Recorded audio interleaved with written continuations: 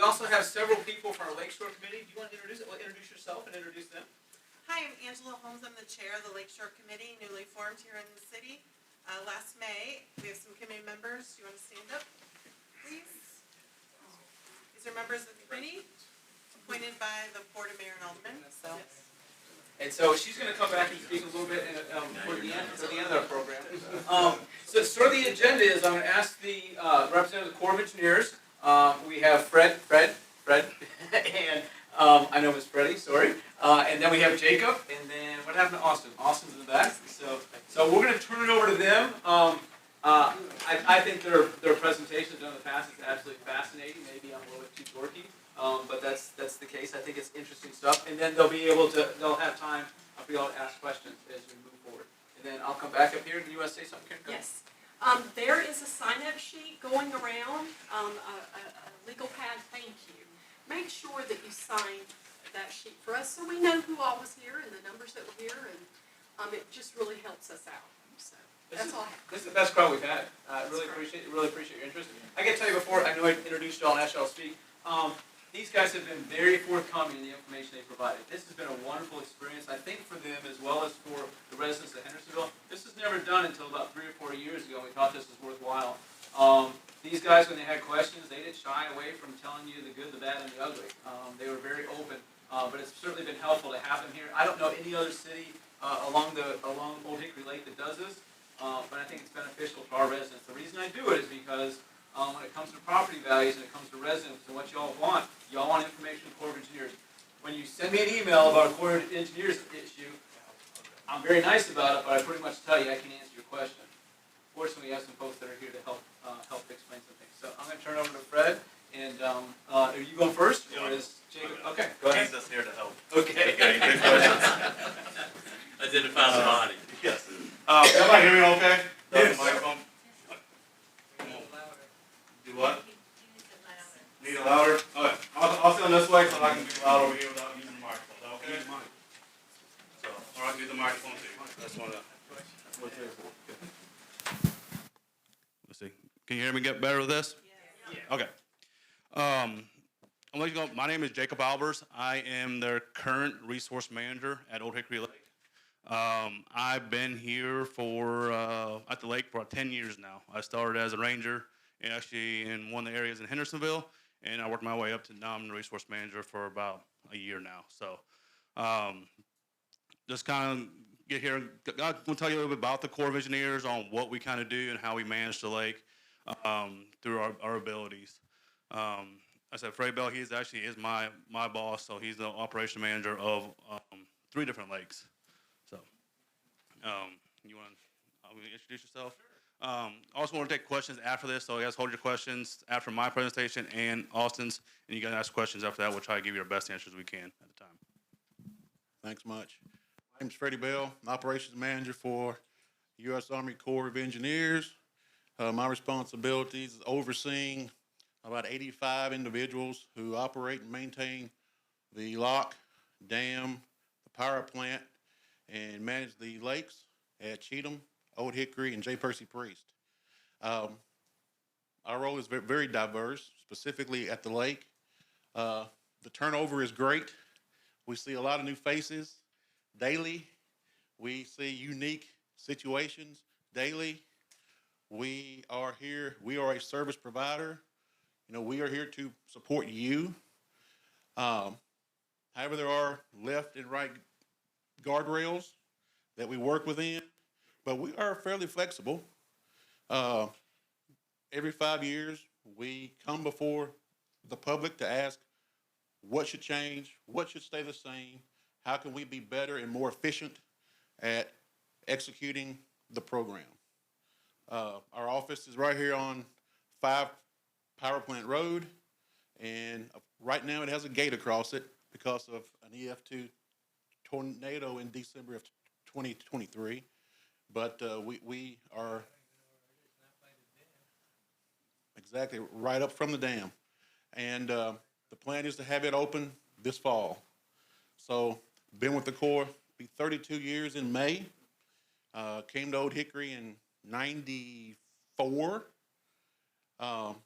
Kind of ushered in the modern era of shoreline management. Those of you who have been on the lake for a while may remember what it was like in '94 when boat docks were laying to the right and to the left, and some were about to float away. And we implemented new requirements for boat docks to be metal and secure and flotation to be encased. So I was around back then. So I appreciate you being here. We're open, transparent. Look forward to your questions. Jacob, it's yours. So I'm gonna guys get a little bit of some fun facts about the lake. It was started construction in 1952 and it was impounded in 1954. That's when through the Red Rivers and Harbor Act in 1946. The lake is about 25,000 square yards or square. Hold on. 25 square acres, 25,000 square acres. So we have about 400. We manage about 444 miles of shoreline, and it's about we're looking at 97 river miles from the dam all the way to Quarter Hall Dam. Is considered Old Hickory Lake. The dam is 25 miles, about roughly 25 miles from downtown Nashville, so downriver, so upriver from there. The Corps, we operate 2 campgrounds. One's at Cage's Bend and one's at Cedar Creek. Bloodstone State Park is a state park. We don't manage it, but it's actually Corp property. So we have 4 day use areas with beaches we manage. You have Lock 3 Beach, you got Lagardo Beach, Cedar Creek, and Old Hickory Beach. Is our 4 beaches we manage through our rangers. We actually have 9 marinas on the lake now. We just gained one back in this past year for Foxton Marina, which is in development still. Then we have that one state park, which is Bloodstone, up there in Gallatin. So also one thing we do with counter vegetation. Old Hickory is the most visited lake in Nashville area, Nashville district. That is with Percy Priest, Center Hill, Quarter Hall, Del Hollow. With normally about 6.5 million annual visitors every year we get on this lake. We are actually 3rd in the nation, about 400 some projects nationwide. So yeah, so we have a really busy lake here, and we manage. Kind of what we do around here. So I am the resource manager. I have a staff of 8 people, or 8 rangers, 2 team leads, and 6 junior rangers. Right now we're down to only 4 junior rangers right now. With the hiring freeze, so we're trying to get them back on. I have 5 maintenance shop people that actually help me maintain my parks, keep them operating the best as we can, what we have. So a little bit of rangers, we are considered regulatory enforcers, not law enforcement.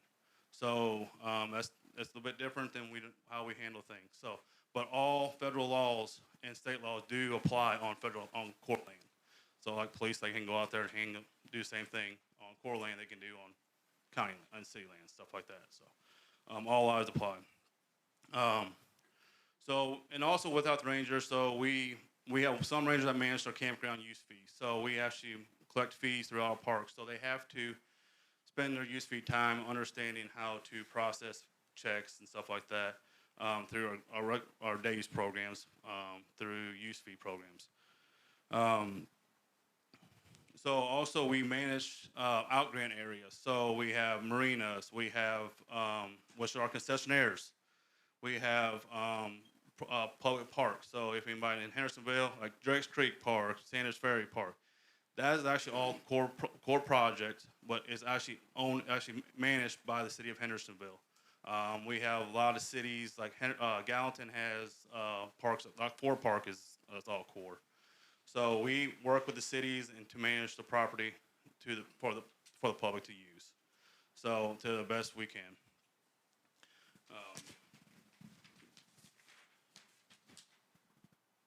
So if you get, also we deal with all the roadways, bridges that cross the lake. So we have to make sure we go through NEPA, which is the National Environmental Protection Act.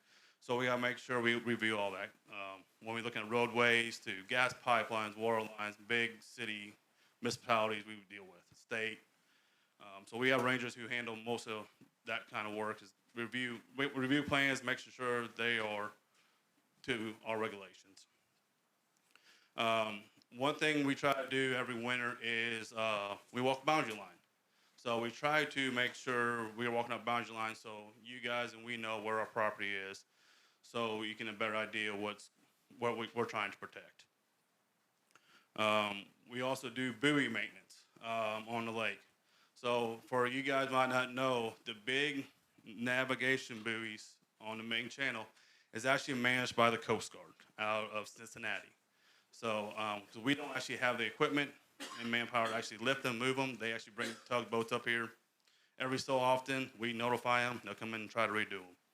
However, the secondary buoys on the secondary channels, like in Drake's Creek or no wake buoys, we will manage them.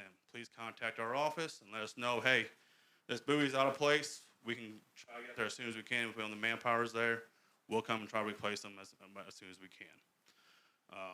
So even like that, the Corps does not make no wake zones.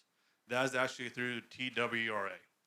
So it's kind of, if you guys like the new wake zones at Creekwood Marina, it was not through the Corps. It's actually through the state of Tennessee department.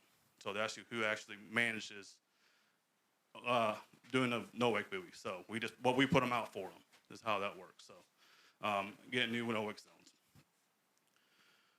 We do a lot of interpretive programs. Oh, if you guys have like school, we used to go to schools, talk about water safety. We talk about environmental, wildlife. So we have the vast rangers, they like to do the volunteer, like they will go there and talk about, not much snakes. So we'll get snakes to them, bring them out there. Kids like that, big thing is promote water safety around the lake, trying to prevent mishaps, drownings. So our goal is to protect the people from the environment, is our goal is. So.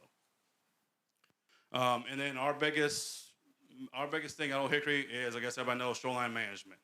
So we have, with our 5 rangers, we have 5 different areas around the lake for our shoreline management. It's broken out to different areas. I know if you guys been here for a long time, like I've been here 10 years, going through different rangers all the time. They're transferring. A lot of people are transferring, getting different jobs, moving on. So that does, I know sometimes it could be hard for you guys trying to learn the new ranger. So best thing to do is talk to our office, and they'll get you the ranger who you guys need to help where you guys are. So I'll kind of give you guys how it's broken up. So we run from the first Briley Bridge up here right next to Gaylord, and that'd be Area 1 all the way to Bamir Mar Point. I think that's how it is. Bamir Mar Point in Hendersonville. So that's the Area 1 ranger for that area. So if you're living from there towards the dam, you'll have it'd be Area 1. Then from Bayshore Court to Foxland will be our Area 2 ranger. So that's the anybody in that. So right now, I think it's Nathan Pennington. He is that ranger for that area.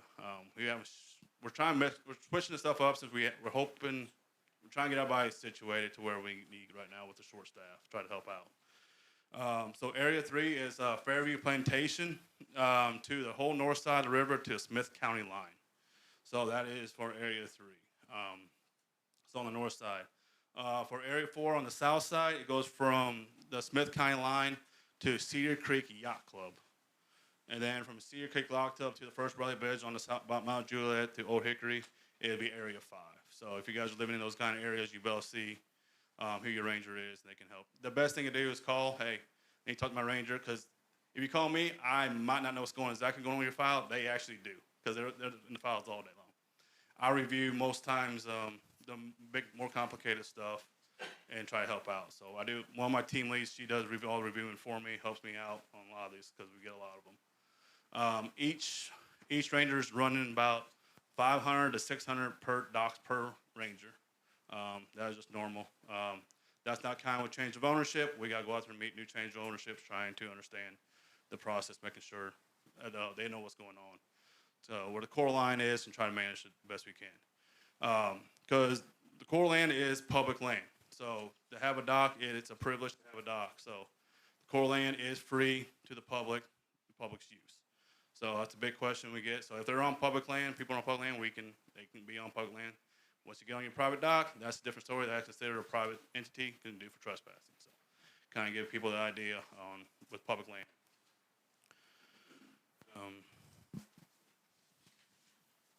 So, hey,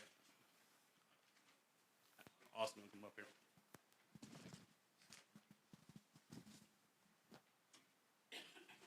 So Austin is with our water management group. He's going to try to explain to you a little bit better on our water management side of the lake. About better. Sorry, I have the computer, and it will die if I don't keep it plugged.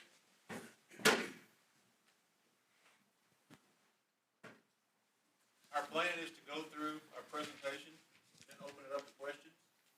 And then, so we will be fair game after that. If we don't know the question, I'm going to write it down, and we'll get back to you guys when we can, either through, probably, it depends if it's a general question for the mayor to answer, we can get back to the mayor. If we got a general question by Ariel, we can write it down. I'll give it to the ranger in the area, and they can respond back to you. But, the question, we'll try to do our best to answer it. If not, we'll get back to you as soon as we can with the answer. So there could be a different office who handles that. I don't handle it, so we can get back to you as soon as we can.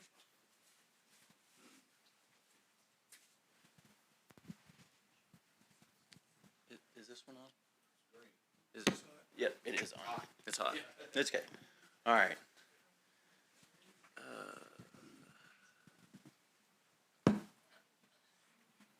That's cool.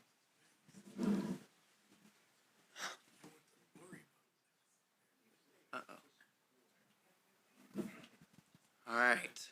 I do one with pictures, so mine requires a computer. Jacob, good talk though. All right. Should I stand up there? I don't know if it matters. Do I have to stand up there, or can I stand right? Okay. All right. My name is Austin Auld. I am a hydraulic engineer in the water management section with the Corps of Engineers. Right now, I am our section chief, but notice the acting part in the very front. So I'm only doing it for a couple more weeks. My boss, we've been playing musical chairs. I'm sure everyone's heard about the government and what was going on with it. So we're figuring it out, but things will settle before too long. So I'm right now the temporary section chief. In a couple weeks, my boss, David Bogema, will come back and be the section chief. So I'll go back in my normal position, which is still in water management, but just as a hydraulic engineer. So,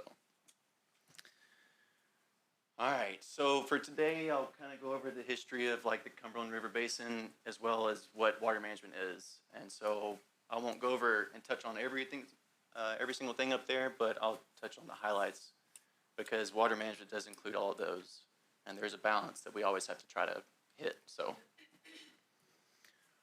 All right, as far as the history, Jacob gave you some of the history as well, but our region historically is known for uncontrolled flooding as well as droughts. In the spring and in the winter, we're pretty water rich, but we do have times of drought. Things were enacted to help with that, but overall, there's some statistics on what the Cumberland River system does for us. One of the highlights, I guess you could say, is more on the right side about there's a number with some money signs with a lot of zeros. That's $3 billion. But that is a number we kind of use, like flood damages prevented on what our storage projects did throughout the year to reduce the flooding that we have or could have had. And so there's a number that can go with that and equate to it with an economist, and so that's what that one is talking about. And then the last one's talking about how much power output we can have per hour. So if we had all the units, our hydropower units, generators, if they're all running at all of our projects, we can produce 940 megawatts per hour. And that's roughly can power 300,000 homes annually. So just to kind of put a value to what our projects can do, that's what they can do power-wise for us. All right, so we're a region of flooding and drought. So starting off with, we had some pretty bad floods back in the early and mid-20s. There was ones that are documented in the 1800s.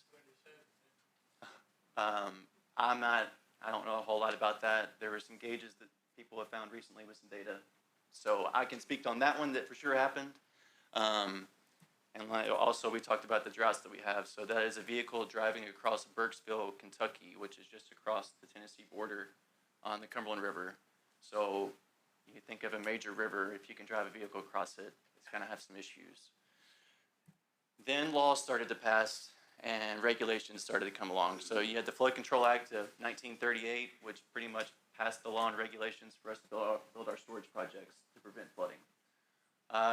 Later on, they came up with the River and Harbor Act of 1946, which basically gave us the authorization to build our lock and dams.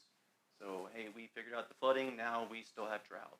So that's the reason why we ended up building the projects and why they were authorized to be built and why they were funded to be built. There are 4 of them up there that are not in bold. So there's 3 storage projects or flood control projects that were not built, and there's 1 lock and dam that wasn't built. So there were others on the docket that weren't done. Why they were not done, I'm not sure. I'm sure there's reasons either way. So note that this is not to scale, but this is the Cumberland River system as a whole. And so in the far extreme headwaters of the Cumberland River is Wolf Creek Dam. It's in Kentucky. It flows from there and makes its way down, and eventually it goes from southeast Kentucky and just does a U shape and ends up in southwest Kentucky. Comes through Middle Tennessee on the way, touches Nashville, and then heads back north. So I know I'm starting to talk about storage projects and navigation projects. I'll eventually explain what each of them are. Sorry, but notice the red and the ones that are a little bit bigger than the others. Those are our storage projects. We can store a lot of water in there. The main stem projects, notice there's not any red, hardly. We cannot store a whole lot of water on the main stem. So whatever is coming in is going out. And hopefully whatever's going out is generating us power. So again, not to scale, but so there were 3 dams, storage projects that were supposed to be built. No, y'all can't see my mouse. So above Wolf Creek Dam was supposed to be a project. There's a big South Fork is a big inflow site into Wolf Creek. And then others are probably a little more familiar with the Harpeth. There was supposed to be a project built on that one, and then as well as the Red River just right there at the confluence of Clarksville. So the last one, the 4th one, was Salina Lock and Dam. There was supposed to be a lock and dam built there. It was authorized, never built. Don't know why, but I can assume if anyone's been to the area, it did not grow. So I'm assuming they saw that coming, but I don't know anything. So we have 2 different types of projects in our system. Actually, I need to go back and talk about this part as well. Our dams are a system. If you change the operation at one, you change the operation at all of them. So believe it or not, Wolf Creek, that's way up in Kentucky, right now is the only reason we have water passing through our projects. That is fueling our system, giving us power, and giving us the water we need for navigation. So it's weird to think about, but about 100 miles northeast of us is a dam that's the reason why we have water now. And for us to not have that project, or for something in Kentucky that has an effect on something in Nashville, is hard for people to understand at times. But I'll go through our previous ice storm too to kind of talk ways of like things we have to work through to make sure we have power and making sure we're not violating any laws or regulations. So the system part is what I wanted to stress, in that if you remove one of these dams, you completely change the operations of the others. So now to the 2 projects that we have. I've talked about flood control projects, and I call them main stem projects. The locks and dams are the main stem projects. So on the left is Wolf Creek. Throughout the year, you will see those headwaters fluctuate 20 plus feet. So it's 37 feet. So in the wintertime, it's about where this picture on the left is right now. In the wintertime, you have the headwater low, not anywhere close to the spillway gates. That's purposely done. So when we have, in our flood season, which is right now, when we have large runoff events, we can store it in the project and then slowly release it when downstream flooding, if it occurred, subsides. So throughout the year, you're going to see that one fluctuate a lot. 37 feet. We can go from 723 down to 686. I don't know if that math is right, but if it is, that's good.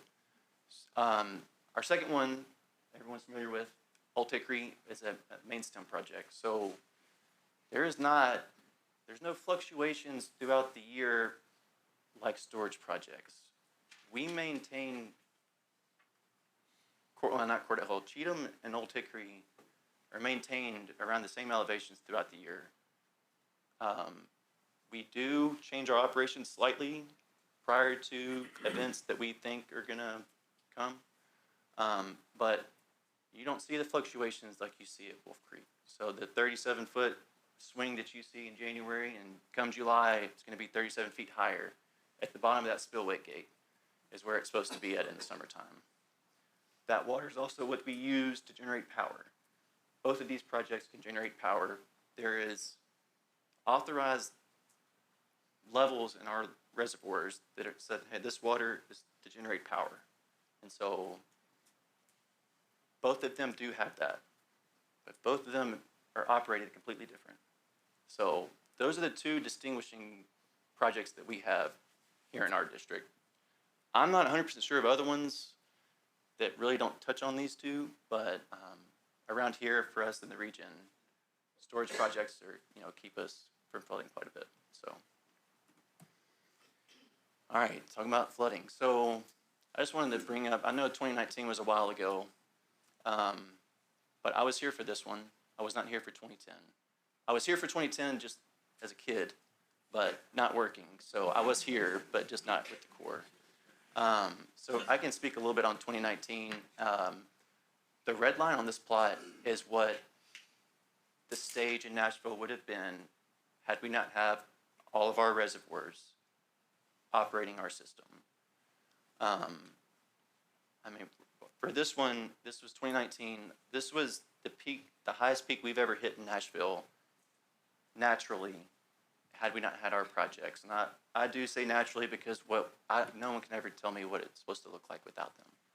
But that's a 16-foot swing. And I know that Nashville's, let's see, I think 40-something or 51 feet was May 2010. And so we're talking about 6 more feet of water for a 2010. And that's what could have happened without projects. And this is doing an analysis that they say we do. And also, so for this one, it said that we prevented $1.5 billion in damages. Those dollar values are what we use to get funding to update our dams. Some of them are falling apart. Our hydropower units constantly have maintenance, and we get new ones. And when I say a new one, like a couple billion for one. So like they're not cheap by any means, but I know that in order for us to keep our mission going, we need our units to generate power for us. So it's very difficult to say how we operate when some things are out of our control. Like sometimes we have to operate and they tell us, hey, you don't have any units today, so if you want to release anything, it has to go through our spillway gates. And so it just, those that factor in on things. But just a plot to show kind of what the river might look like if we didn't have our projects here. I don't know why this one's still in here. This one's just one from last year. We do prevent flooding. I don't know for the ones that can see, but there's a red line all the way across, and that's the flood stage there in Nashville. So this past year, we would have been over flood stage 3 separate times. And then there's another red line going across towards the bottom, and that's the critical depth for navigation in Nashville. So anytime we drop below that red line, you can't navigate up to Nashville. And the last time in 2019 where we had to, when flows get to a certain point, they restrict our locks to where you're not allowed to lock through. And so in 2019, I believe we were close to a month of them being closed. And at 2 weeks, we were getting calls from congressmen. And so that's more than 2 weeks up there right now. And that's also to show why we have our navigation projects. We just went from a flood to a drought in a month. So that's what we're trying to control.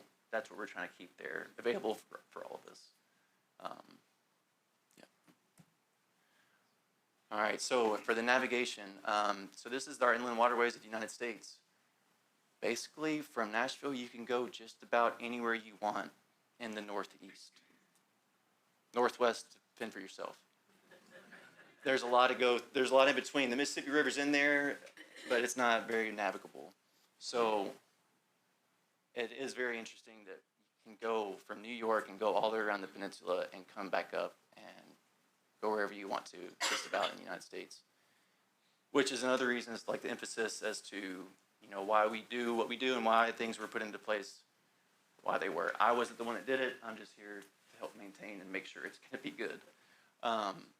So I know there was no questions. I get to ask y'all questions. So 2 questions.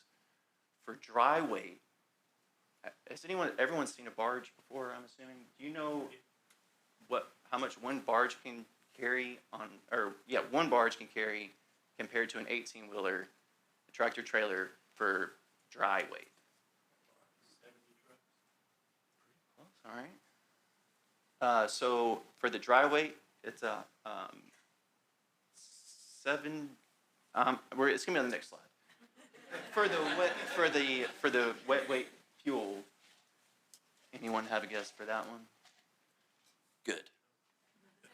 No? Okay. So you can't see it, but for the dry unit weight, one barge is 70 trucks. He knows something. He came last year. He knows something. All right. So when you see a barge out there, just know that it's not on the interstate or in your highway going through your neighborhood. So, and that's also an emphasis as to why when a week or 2 shut down, when we have too high flows, and you see trucks out there, no, that's probably what's going on. And then same with the wet weight. One barge is 144 trucks. So, talking about keeping everything off of our roads is what that does for us. So, this is a great graphic. If you want to count all those trucks in the bottom left, you can. But there's 1,050 tractor trailers for the one barge that's toting 9 containers. So, all right. Also, on top of everything else, we generate power.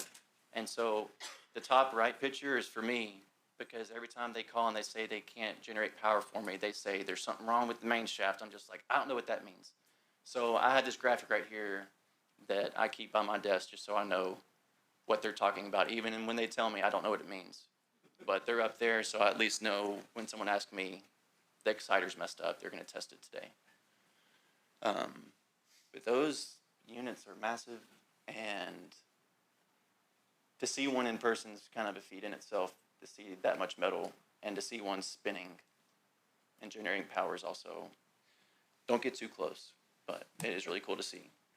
Just a graphic, I don't know people like this or not, but I do. So just to give the demonstration of what it is, but honestly, the focal point for me is those lightning bolts that are on that transmission line at the top.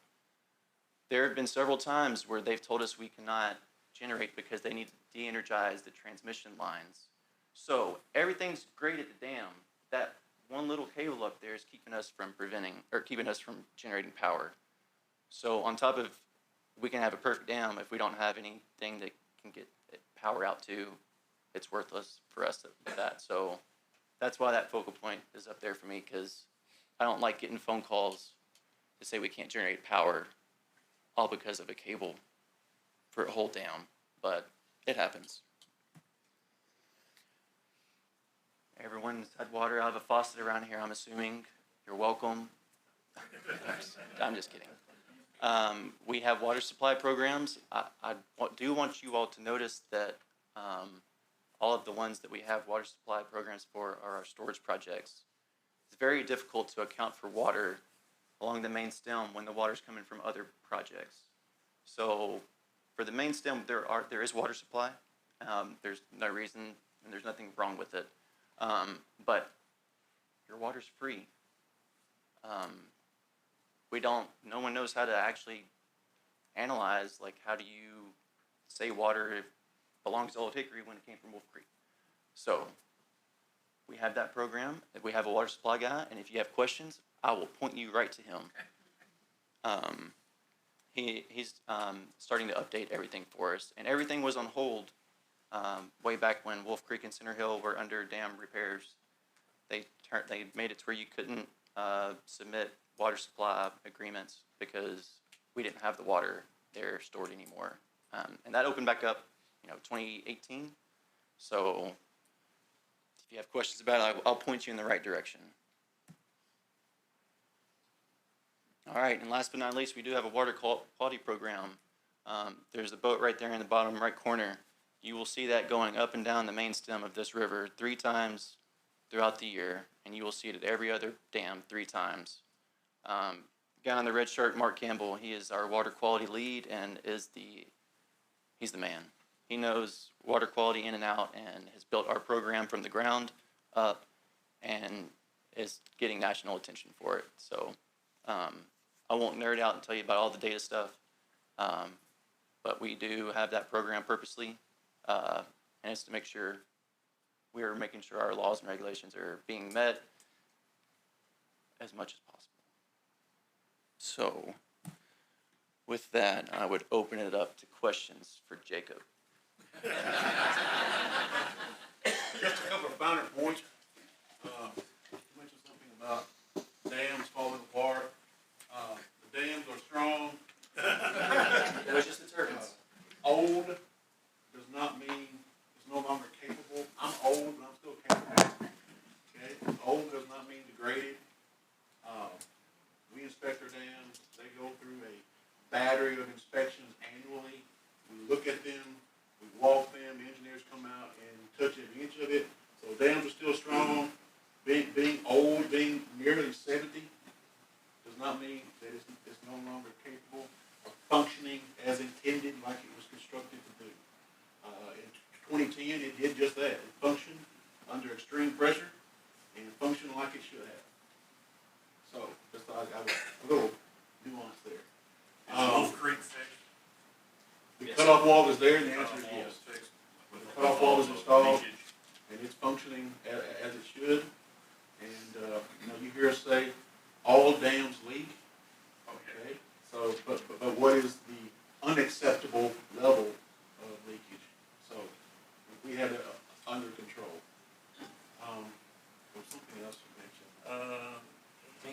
Yeah, I think you mentioned. I mentioned it. I did mention the ice storm. Oh, yeah. He mentioned that line that leaves the power plant. Okay, we generate, it goes to a switch yard. It's stepped up to 69,000 kilovolts, and then it goes across that big scaffolding line that you see out there. That's TVA. Okay, we transmit. They put out there on the grid. We call it the grid, and it's going to TVA, and they own the transmission lines. And there are times when trees fall on that line, creates a fault, like a breaker in your house, it trips, and we have a trip. It's called a fault. So when he's talking about he can't generate, sometimes it's not us. It's a tree that's falling across the line. A line is sagged, it got too hot, and it's faulted. So just some finer points there I'd like to throw out. I do got one more point. So most of you might know our shoreline management plan is up for renewal this year. We are taking public comments to February 14th still. So after February 14th, we will start reviewing all the comments, reviewing anything we might update the plan, move from the plan here and there. Those comments will not be posted until our plan is finalized. So just kind of get about the gist of it. Our plan will go through my office. It will go through our downtown office, make sure it's all legal. Environmental, sensitive areas are good, qualified. Then our district commander will sign off on it. After he signs off on it, it goes to our LRD branch in Louisville. Or Cincinnati. And she is the final say. So once she signs off it, we will release the questions and answers.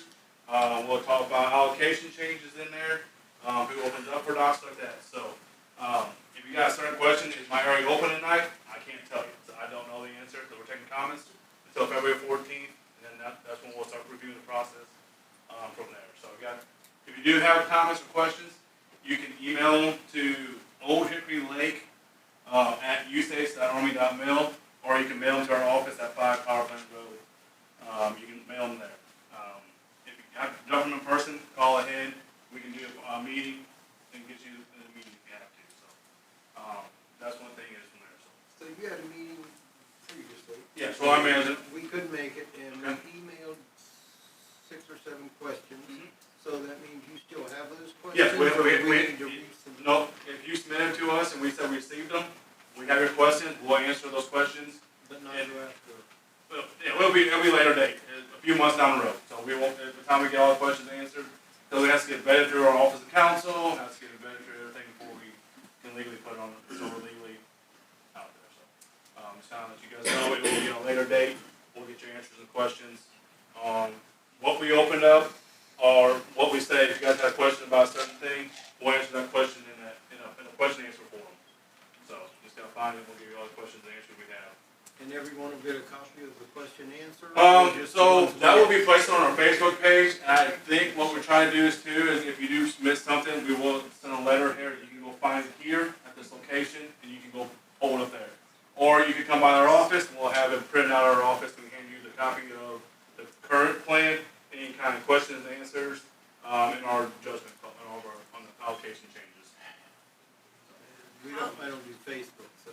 Oh, yeah, so, it's gonna be on our website, so if you submit a comment, you have an address, we'll make sure we send letters out, try to send letters out to the people who actually submitted comments.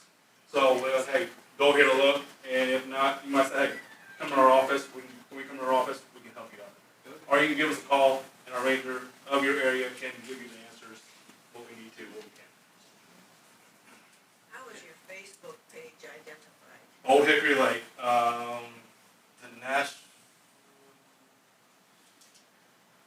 I know it's Old Hickory Lake that has a Nashville symbol in it, like the Corp engineer symbol in it. Let me look here real quick. Yeah, so it's Old Hickory Lake, and it's going to be like a Nashville district, or Nashville area, with a Corp engineer in the middle of it, so. It's Old Hickory Lake. Yeah. It's just Old Hickory Lake. Yeah, Old Hickory Lake. I guess we can go, questions and answers now, so, okay, yeah. I just, on a personal level, I'm having trouble with billing. Every 5 years they come out and do all that. We've been trying to pay our bill for almost a year now, last April. They're saying there's a computer glitch or something. Is that in fact? Alright, so, yeah, so for what he's talking about, so he has, you have probably licensed it, right? Say it again? You have licenses like water line, electric line, stuff? No, well, I've got electric on my dock. So that's the license. So for our licenses, that will go through our real estate branch. They have to, cause it's, they're the holder of the licenses, so. The system that we were using before, they transitioned To to a a new new one. system. So there could be a glitch in you being able to pay, but believe me, we will accept that payment once it comes through. Well, that's what, Nathan's our guy, Yeah. and he was Yeah. saying that, just hold on, we know you're trying to do what you're supposed to Yeah. do. You're doing right, we're not doing right by having a functional system. So Okay. don't be Well, we just, concerned. you don't pay, you lose your dock. No, yeah, of course. No one's going to lose their dock for our glitch trying to pay us, Okay. okay? Yes, sir. So you do not send out an invoice? What we'll do, we're gonna come out and inspect your boat dock, we will complete our process, then we will send that to real estate, and then real estate will send you a request for payment. No, actually, not anymore. Yeah, so we'll actually send it, so once we get confirmation from our real estate branch to create the bill, we will create the bill and send you the bill. And you can actually, now you guys can pay it online. There's a way to pay online, or you call in. So it doesn't come from us, it comes from you. It comes It's from still a our bill. office, It's yeah. still a bill. It's still a bill, come from our office and tell you how to pay and where to pay. Well, it seems like there's at least a one-year backlog. Yes, that, Okay, that's been like. yeah, so, we try, It's the system. yeah, Bear with us. so we're, Nothing will happen to you. Nothing No. will happen to your boat dock. We won't send you a nasty ground. We won't come out with a tow truck to take your dock away. None of that's gonna happen. It's on us, believe me. We will track it, and the government will at some point collect, invoice you, and you'll be good to go. It doesn't impact your 5-year permit, your duration, your term, we call it. So you're in good shape. If you're trying to pay us, we greatly appreciate you, your due diligence, and nothing bad will happen with regard to your boat dock. You just have 60% interest charge. Yeah, we do not charge interest on people that try to pay us. No. So if you do have questions, always contact your ranger, and they can better explain to you what's going on, to help you guys out in that situation. Hold on a second. Okay, let's just take a step back real quick. Every 5 years when I go through this, it's not simple. And you, as I remember, you go to the city, you have to pay a dock fee or whatever, something, so that they then contact the state, so that the electrical inspector comes out to look at your dock, so that the feds, you guys basically, I don't mean that in a negative way, but so that you guys can then issue the license. So there's a lot of government, involvement in this, and for lack of a better term, bureaucracy. And I'm not trying to be negative about that. I understand that everybody's doing it right. Everybody has a job to do. I'm just trying, on the receiving end, trying to understand the process. From an electrical standpoint, Yes. we do not have certified electricians who come out and inspect your electricity, so it has to go through the state. I understand all that, and I'm not questioning that. Can we just kind of walk through the process? So you guys will send something to us saying that your licenses are up for renewal. We'll get a letter. I get a letter, I think. Yeah. And then for the electricity on the dock, it's up to me then to go to the city here, I think in this building, pay the fee or whatever it is to the city. They in turn will contact the state, and I don't have to do that. I've tried that before, and you can't actually. And then the state will come out and inspect my dock, and then I will get something saying that it's passed or failed. And as soon as it's passed, then do I have to? Do they report to you? Yeah. They report that to you. So how it works is, how a dock inspection works. So every 5 years, we get a proposal list, and your dock's up for renewal. So if you have electric line, water lines, we'll look at everything. You guys look at your property. So after we inspect it, we'll come back, we'll do our paperwork. Okay, we'll if it's electric line, stuff like that, we'll say, hey, make sure you get electrical, you get your electrical inspection, okay? So you contact the state. The state will actually inspect it. It says it's passed. They'll actually send us a copy to our office that says you passed on that. And that was one of my questions. Yeah, so. Because in the past, when I've tried to contact the state, Yeah. they say, I'm not the one you contact. And I think we go to the city here, in this building. So once you get your package, there is an electrical inspection form in there. Tells you how to get your electrical certified to the state. Okay. Because that's to the state, not to the court. So that the state's required. Well, I don't want to take up too much time. No, yeah, you're fine, yeah. So once inside this big package you guys get, it should have your permit, your letter saying, hey, you guys have a dock permit. Here's the date you guys signed on it. From this date to this date, I have a signature saying you're approved. You'll have your license on there, signed off by a real estate branch and you guys. And also, if you have electric, we'll have electric certification there, how you guys apply for your electric. You have 180 days after you get your permit back to get your electrical certification back from the state. So, and they'll tell you exactly how to do that in that package. But if you do have questions about it, it's always contact your ranger. Okay? They can come meet you on site. Hey, you got questions? They should be able to come out there within, depending on vacation, something like that, a week or two, they should be out there meeting you if you need to. Okay. So if not, you can contact me and we'll figure something out. Thank you very much. So, yeah. Any more questions? Just, I've got a picture of a fellow in a boat that, has a bunch of tree limbs, and he was coming to dump them in our cove. Mm-hmm. Well, he thought I was just somebody working, because I was probably working on my yard.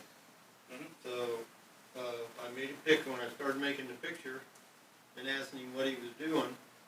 Then, of course, he fed up and left. So, when this, and we get enough regular drifting, and the neighbors and I try to keep the logs out of the lake. Yeah. We try to keep it clean so they just don't rot, etc. So, what what happens when these people are coming in to dump their trash in our cove. Okay, so you need, It could be somebody in here that did this. so you need, let us know, like, you got, especially having pictures like that, because it helps us, does. And the whole part is hearsay too, so if we have evidence, okay, yes, this boat right here, you got a number on it, you can send it to us, and hey, they're dumping garbage in the lake, and we can try to figure out what's going on, go after them, make them remove it, stuff like that. However, we do have fish attractor permits that we do authorize, so they have to be anchored, they have to be probably in certain depth of water, so there's an application for that. So it depends on where he's, that guy sounds like it's probably more like illegal something, but we do have people who do fish attractors out on the lake, throughout the lake. Our goal is not in navigational channels, where boats won't hit them. So we do try to do, if not, there are 9 to 10 feet of water, so when we do, no one hits them with a boat and swim in, stuff like that. So we do have that going on out there. So. But you have ballast. Yeah, no, not all of them, because we give permission, like in Drake's Creek, we regulate to, hey, you need to be in this deep of water. And they record the locations to us. We can't put everyone on there, because there's too many. So we get locations on we have, and then we give them to the state, so they can do. But the big ones we do, we'll put buoys on the big ones we create. So, okay? My neighbors, the last dock in a cove over there by the Saunders Ferry or First Crossroads Ramp. I don't have a dock. I wouldn't have a dock if you paid me $1 million. But when he wanted to dredge behind his house to get it out, I said, well, you can dredge behind mine too, and I'll help you pay for it because I can nose into the bank and unload this, that, and other. And you guys said he doesn't have a dock, he can't dredge. And so now he's got deep water, all 4 feet, and behind my house it's like 3 feet. And it just doesn't make any sense that they couldn't dredge behind mine to give him access, and the amount you can take out is limited to, I think he said 750 cubic feet or 750 cubic yards, which is still not enough. So I just don't understand the mentality of not being able to basically clean the lake out and give you guys more water to generate with. Why the limitation? That is through our regulatory branch. So we do not have any regulations on it. Our regulatory branch out of Nashville, they're actually out of Percy Priest. One who actually manages the riprap applications, the dredging applications. We are actually the middleman because they hold the regulation, they hold the permit for the state of Tennessee and Kentucky actually, right? The answer is that we monitor the left and right parameters on dredging is to dredge to a floating structure. That was the true intent and spirit of dredging, was to dredge to a floating permitted structure. And dredging, it's almost like when you hear a sidewalk to nowhere. It's sort of like, if we're going to dredge for the purpose of depth, then it should be for a floating structure and not for swimming or I want it deeper here or my area looks shallow. The intent was for floating structures or navigation, main channel navigation. So open water, open lake areas, left and right parameters. We decided years ago that dredging for the purpose of deeper water wasn't balancing the disruption, the disturbance of the lake bottom and the critters and the environment versus specifically for a boat dock. And how far away from that dock will you go? Do you consider it right? Typically around here, 10 to 15 foot around your boat dock, and typically if you get 65 to 70 feet out from your boat dock, you find deep enough water to float and get out. So what is reasonable? It's case by case. Some areas drop off suddenly. Some areas it takes a longer distance to gain 2 foot of water, enough to at least float out. But we do monitor it. A permit is required. It is, Section 10. Does it go through? It'll come through our office first, Your office? and it depends on how many cubic yards it is. It can stay in our office, But we have to go through Fish and Wildlife and Cultural Resources first, before we can authorize. Anything over 25, we'll have to send to a regulatory branch, for that. So we're not authorized to sign off on And then the owner pays. it. Yes. Yes. Hi, thanks for being here tonight. I've been on the lake for 17 years now, in Windstar Bay, and the area behind me is called Skinny Dip Cove, which is a misnomer, because I've got really good binoculars. Not meeting the advertising. I'm also the past president of the Windstar Bay Dock Association. And a couple of quick questions. One, thank you. The dredging, we have docks that are closer in, farther out, obviously, and contacting one of the companies on the lake, they gave us prices where I'd have to sell my house, my boat, and my horse, too, to pay for it. And what they were explaining was that by your regulations, I understand, or whoever's regulation it is, that they can't just blow it out. They have to pick it up, put it in a barge, take that barge to a dock, pull that up out of there and take it to a dump someplace. Is that the way that happens? That's my first question. Secondly, my property, going down into your property behind my house, I have no bank at all behind my house. And I have spent a considerable amount of money cleaning up that property year after year after year after storms, of trees, of debris, of lumber, of building materials, pallets, all kinds of material washing up behind my house. And I'm just curious, if I'm not incorrect, I believe that on Kentucky Lake, you have a couple of barges with cranes on them that go around and pick up logs and debris and stuff like that. But we don't have that here on Old Hickory, I understand. I'm curious as to why, I love the people in Kentucky, it's a great place. Why do they get 2 barges and we don't have one? And if I don't clean that mess up behind my house, on your property, and somebody comes along, some kid, because kids go by there all the time, some little kid steps on one of those pallets and puts a rusty nail through her little foot, and her family decides to sue, are they coming after me? Are they coming after you guys? So who's liable? The Kentucky Law boat was purchased by way of law, specific language and wording dating back to 2008 or 9-ish time frame. So it's specific for Lake Cumberland and not for Old Hickory. So that answered that question. Can we get one? Your mayor's in. So we talked to the politicians. Can we get one? So is it a city or is it a county? Congress and your senator. So I'm gonna introduce you in just a second, but go ahead, Fred.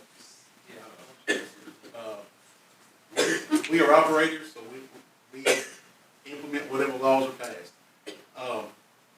To the question of who's responsible if a little kid is on federal land and they step on something, it's not the adjacent landowner, and our legal department would handle it wherever that goes.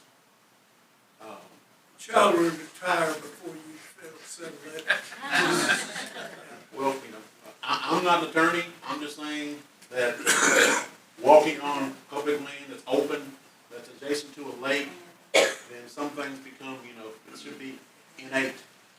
You see the So is there any financial assistance to the property owners to clean up that area behind, on the Corp property, behind their property? So great time to introduce Sarah.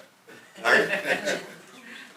So our Lakeshore Committee has started to look into this, and that's Okay. something that, do you want to speak on that, or talk about a little bit about your committee? Okay. Touch on that issue specifically, but, so our committee was created in, just last year, at the beginning of the year.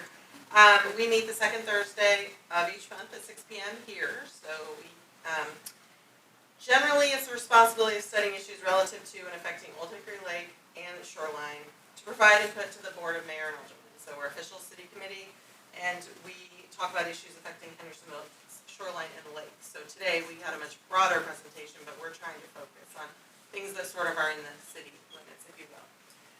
So we have a work plan that we developed, our committee. One is we are trying, obviously one of this is we asked the mayor to have another meeting for our lakeshore property owners. The last one was, I think, 2 years ago. So we wanted to make sure that we had an annual opportunity to hear and get questions answered directly, because oftentimes we can't answer some of the questions that you have. Also, we are creating a digital resource guide for city residents about the lake. When we moved to our property, I didn't know about some of the things. I had similar questions to you. Asked my neighbor who'd been here longer. He's like, I'm not really sure. So the city by the lake ought to have a committee about lakeshore issues, and also we should be a liaison for you and try to compile information as we get it from these meetings and others, so that you have more information and you know what to do about dredging and logs and all kinds of things. And we also are monitoring the shoreline management plan update, and also want to do some outreach and education. Obviously, some of the dumping is a major problem, especially if you're living on the lake. Every weekend in the summer, I could definitely take out at least a bag of trash, along with propane tanks, tires, pallets, etc. Also, to sort of amplify messages about life jackets and launch ramp safety there for people that don't live on the lake but are users of our lake. And some of those times we have big complaints about people who don't live on the lake but they use it and maybe aren't as respectful as those of us who are living here. So those are the things we're working on. We are working on those frequently asked questions. The mayor has stated that if you have logs and you're able to get them to the road, if you send them an email, that is, they'll come pick them up separately from sort of the regular every 4 to 6 weeks pickup that you all get regularly. Oftentimes, the problem is getting it to the road. And so we have looked at some of the things about, you know, those barge and kind of things. We've talked to the mayor a little bit. The problem is, given that the river flows, it is a river, it flows, as you know, it's a little bit difficult because the trees don't necessarily originate from here and some of the debris. So it's just a matter of trying to manage that and also see if we can make any kind of a difference by removing some of it. So that's kind of, we're working on those issues to try to put them in a guide. It will be on the website. It will change and update a living document so that we can have a little bit better information. At least our committee felt like that was a really good start for our committee to try to make some common things of living here, what the buoys mean, what direction people travel, the depths of the lake, a lot of things that people don't necessarily understand when they first move here.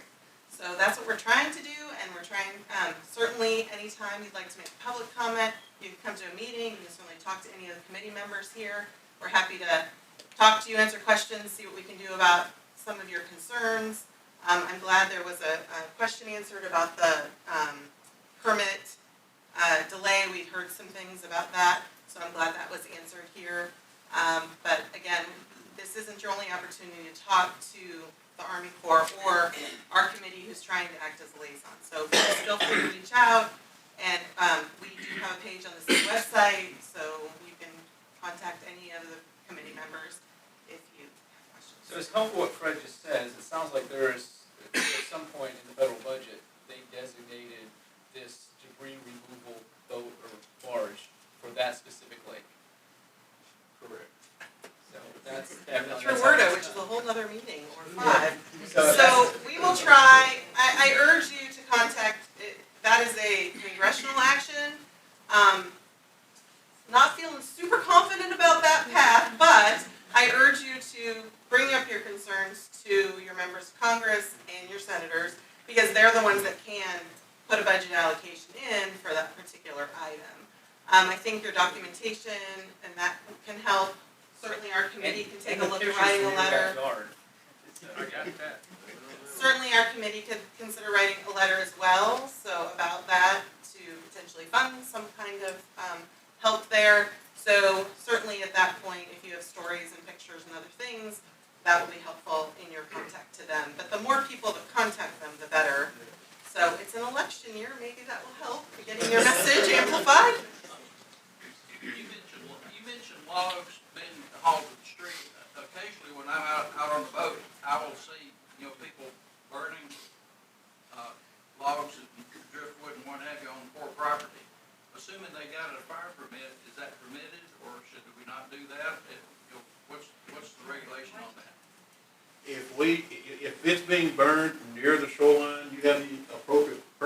it's not full of styrofoam and trash and all the other stuff, then we will accept that assistance. But you have to follow all state and local laws and make sure it's okay in the city of Hendersonville and be careful of what you're actually burning. Is that basically going to the fire station to let them know there's That's all you have gonna to be do a to burn fire? food, is just go to any fire hall. Yep. And they give you the- They'll give you the conditions that are around that, like it has to be less than 10 miles an hour wind, they want, make sure you got a water source close by, you have to monitor it, continuous monitoring of it. Right. But we've done it several times in our cove, the fire department's been great, very receptive, and it, as we kinda, get a little bit older, trying to get those logs up to the street is impossible. So sometimes you can just bury it, get it off the shoreline. We're fortunate, we got a nice flat area that we have a nice burn area, and so, we probably have a couple burns a year. We just kinda have a collection pile, and a couple times a year, we'll do a burn. The best time to do that, I think here recently, in the last couple of years, we had a lake drawdown, and we exposed the shelf. Yep. That's a perfect time to do that. That's a great question. When is that gonna happen again? Maybe next year.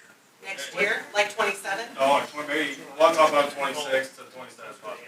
Normally it's in the fall, October, November, normally we have 2 weeks.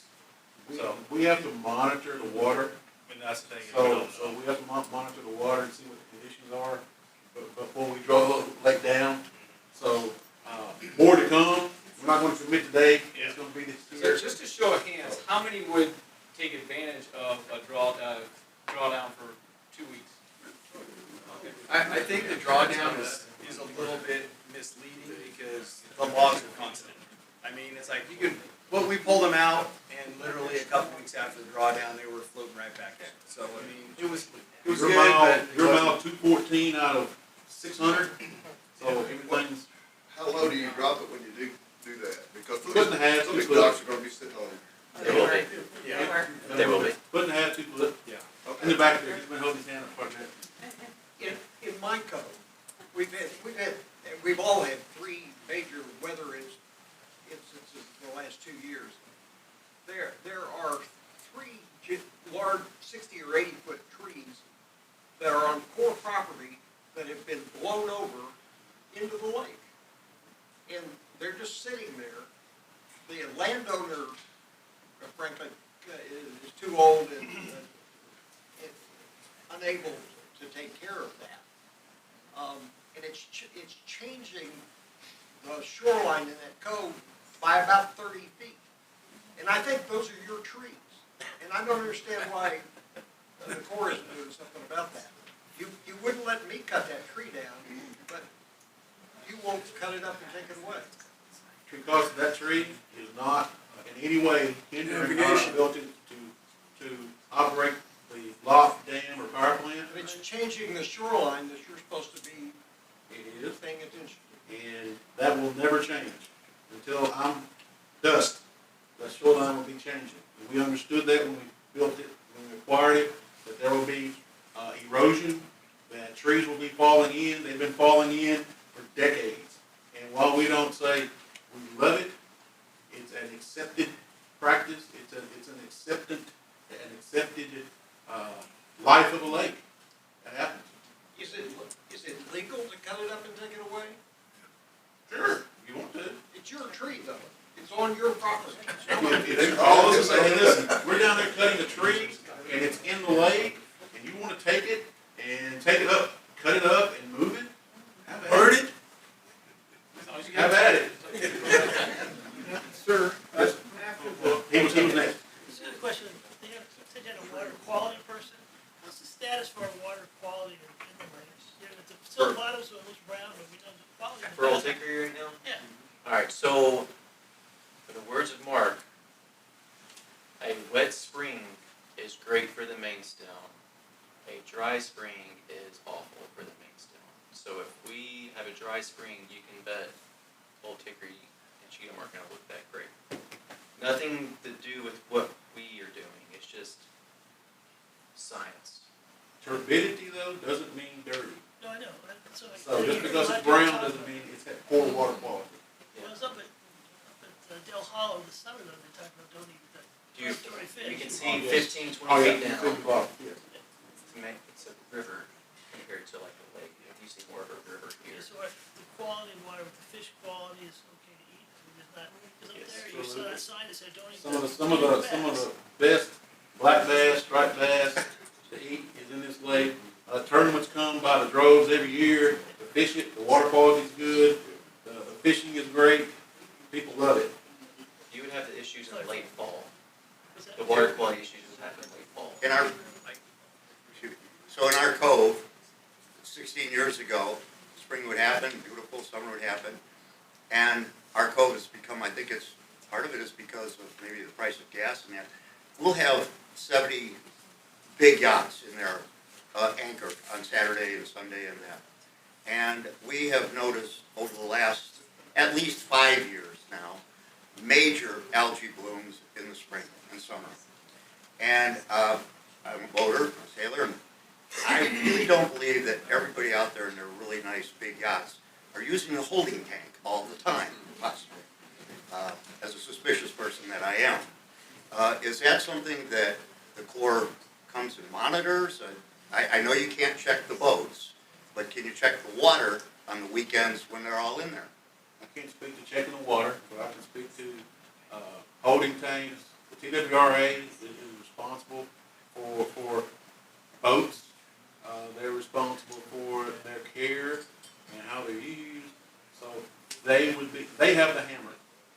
Okay, they have the big hammer on what should and shouldn't happen with regard to vessels. So they have the lead. We also have the lead with regard to water quality as well. So if they see someone dumping illegally, they also have an enforcement mechanism. Yes. Sometimes, again, thank you guys for being here, appreciate it. When you get a changeover in rangers, the laws are interpreted a little differently. I had a fire pit down by our lake, and it's just the patio blocks, basically, just a single stack row, been there for 15 years. And we've got a new ranger and a young lady, very nice, I forget her name, I'm sorry. And she said, you have to get rid of that. And I said, well, the other ranger said it's not permanent, if you wanted to move it, you can. Well, you have to get rid of it because, whatever reason, because people may want to walk there. I'm like, well, if I got it filled with trees, whether there's bricks around it or not, they're not walking through it. So I'm happy to take it down, but it's just different interpretations, I'm just wondering. I liken it to police officers and state troopers. Some will, speed limit 65, you're going to 66, you get pulled over. And some and some will let you slide at 70. Discretion. However, though, we want to be consistent, and we're having conversations now about being consistent and how the application of rules and what's primary, what's secondary, and what's ice cream.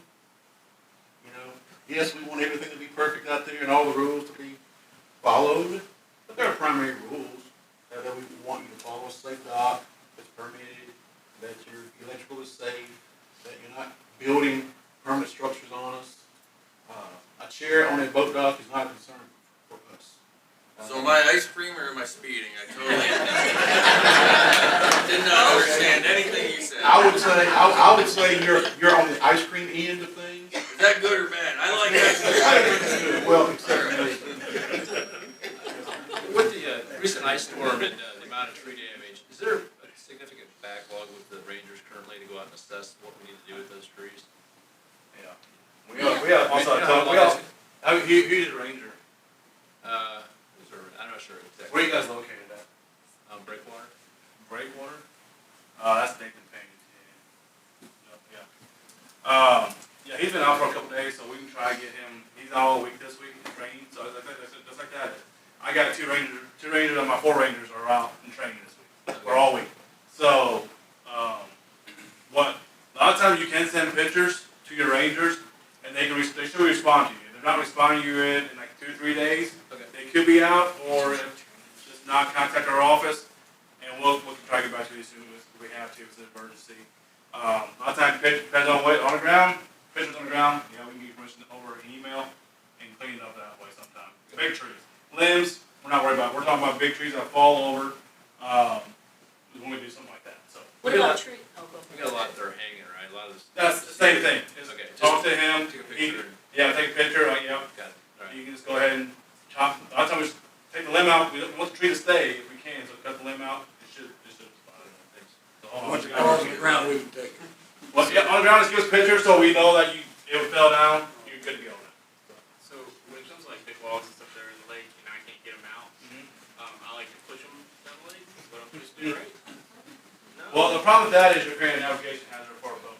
Okay. So, that is the hard part. So, a lot of times, for our rangers, we only move, like, there's a floating log on the lake. A lot of times, what we try to do, we try to move it to the bank to get out of the boater staging. Because just trying to move along a long way is not good. We try to get out of the navigation channel, so a normal boater will not come in it, and they wreck, and we gotta worry about an boating accident. Yeah, and so that brought me to another question of, is there time periods that the lake is actually pulling? Because I noticed sometimes like the lake's pulling, the lake's not pulling. Usually it seems like it's in the evening that it is pulling, and then during the day it's setting. Our hydrocarbon units are peak power. So when you get up in the morning and flip the light switch on, that's typically when we're spinning. In the afternoon, and we typically are not generating during the day. When you come on in the afternoons, we're typically generating, because we're peak power, because we can come on and off within a minute or two. We just open our wiki gates and it starts spinning and generating power. So TVA relies on us for peak power because we're fast. We can turn on, we can turn off whenever they call for it.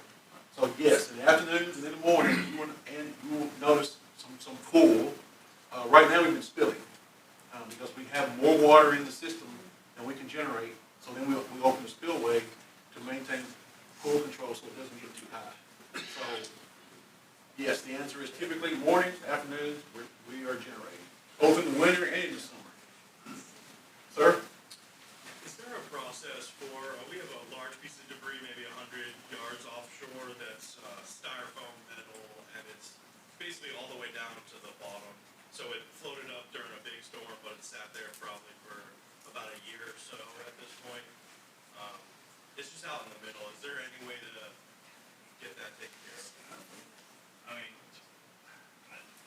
manpower, we don't have it, but just give us a call, we can look into it and see what's going on. Navigation hazard, something like that, is it a safety hazard? We'll take a look into all that. It must be tethered with some metal underneath it, because styrofoam's not gonna sit there all by itself. Yeah, no, so it's not like a dock on its own. Does the city have any future plans for any more greenways around the lake, like they have on Drake Street or? So we would like to extend what we've got down Sanders Ferry. We're not sure the best way to do that. But that's it as far as along the lake. We've got some other spots down Saundersville Road and out Stop 30 Road.